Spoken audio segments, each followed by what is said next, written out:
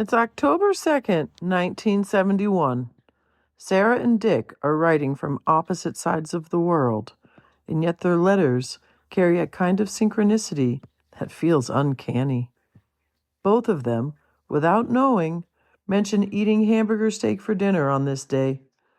It's a little reminder that even across oceans, their lives are still moving in a rhythm. But more than that, these letters show the depth of their passion, their humor, and their longing for each other. First, we'll hear from Dick in Vietnam, writing late at night after a day of errands, a movie, football, and yes, a hamburger steak. And then we'll turn to Sarah in San Antonio, who writes with playful candor, a bit of mischief, and her own hamburger steak dinner with her friend Jan. October 2nd. Dearest lover, I received the prettiest letter in the world from my lover today. You are such a wonderful wife. I love you so much. You make me the proudest man alive. I am so happy in love with you. I know all of the confusion about your folks put you in a tizzy. Hell of a word, huh? I know you were confused as to what to do. You did best. Just what I would want you to do. You don't need to be at home in a state of flux and excitement with moving and all.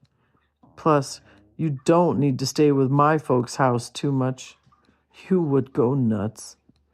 I am happier with you being where you are. You can relax a little, get off to yourself when needed, and be with people when needed.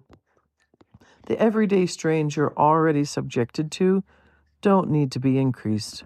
Okay? I hope that's made sense. You made the right decision. You are my smart, pretty, and loving wife. I bet you know that. I am just putting another feather in your cap. Your letter had some check amounts.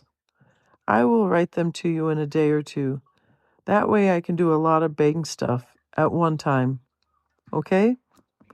I love you so much, Sarah Jane. You are my precious. You are my precious darling, and I love you with my whole heart.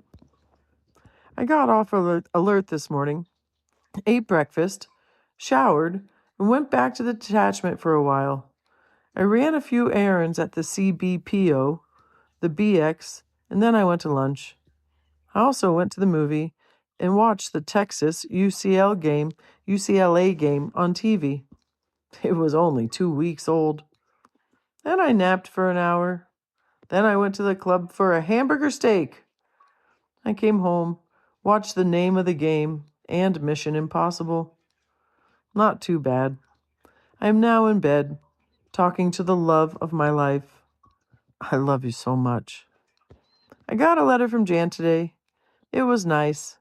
She talked about her trip to California and seeing Buck, plus her trip to Houston. No mention of Dave, but there was a hint of loneliness that Buck was in California. Sort of jealous of the women he might find there also. These were not written. I just read between the lines. Boy, I would make a great gossip column author. Ha! Baby, I love you so much. You are my little chickadee. You are so precious. I don't remember if you have had your dental exam yet. Let me know if you have. You say the little one is growing by leaps and bounds, huh? Think you will be able to hold all of him? There's a lot of love in that little baby of ours, but I bet you already know that. I just like to talk about our baby. Sweetheart, I love you. I am your precious, loving husband, 24 hours of each day. I can't wait to give you that love in person. I am yours. Sleep warm. Hugs and kisses. I love you, Dick. While Dick ended his day in Vietnam with hamburger steak and television, my mom, Sarah, in San Antonio, she had her own version of the same meal. But her letter brings something more: wit, intimacy, and a little playful heat that makes these letters so alive. Here's the letter that my mother wrote, October 2nd, 1971, Saturday. My precious darling, how does this letter find the greatest husband in the whole world? It had better be fine, or Uncle Sam will have a bigger fight on their hands than Vietnam. Ha! After I finished writing my love last night, I put a quarter in the pot and still ended up sometime this morning having a wet dream. I wasn't satisfied with Danny the dildo, so I went to sleep thinking about you kissing on my boobs, and sure enough, pay dirt. How about that? I mean to tell you, there aren't many husbands that can make their wives climax with all this distance between them. You're just a true stud. Ha ha. I'm the lucky one in this family.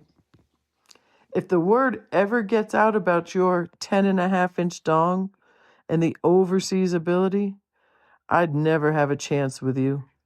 I'd be fighting off all the other chicks. Ha! I'd be loving you so much, little chickie. I was up around 9:30, had breakfast. I met Joe. I got the sweetest 6-page letter and a snap of my stud. Now, what the hell was so funny? Joy and I think we figured it out. Just before Ken snapped the picture, you played with yourself and got a hard-on, huh? You look so skinny. We're sure that's what's holding your shorts up.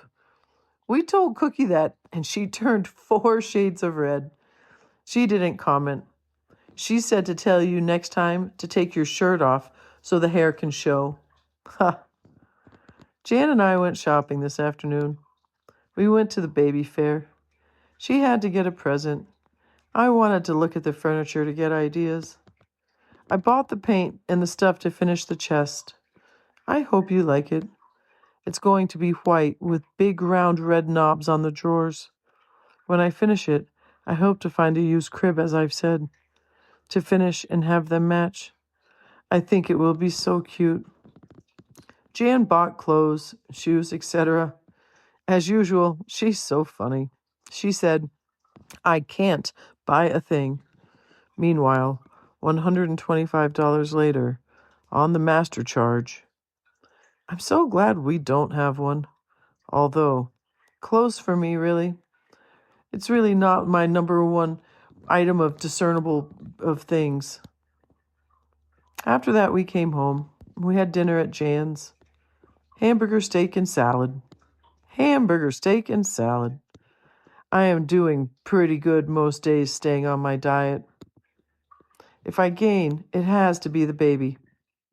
Honey, my boobs just keep getting bigger and bigger.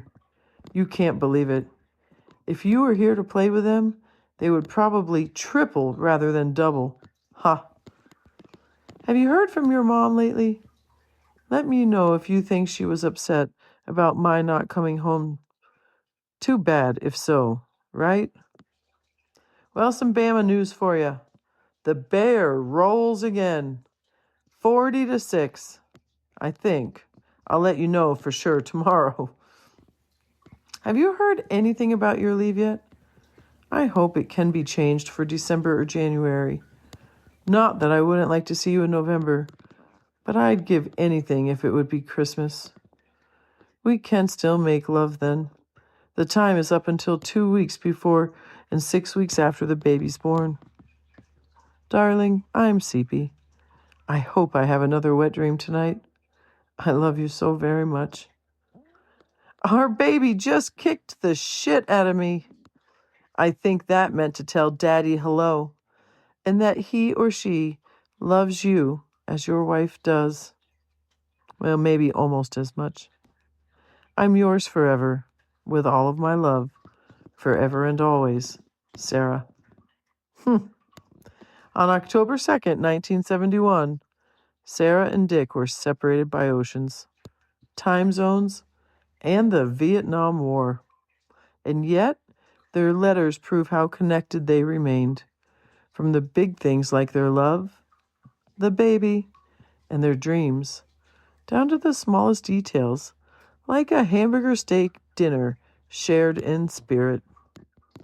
Thank you for listening to the Allgoods, Vietnam Through the Eyes of Love. Please be sure to follow or subscribe wherever you listen. And if you'd like to support the project, you can visit buymeacoffee.com/the Allgoods Love. Thanks for listening. Until next time.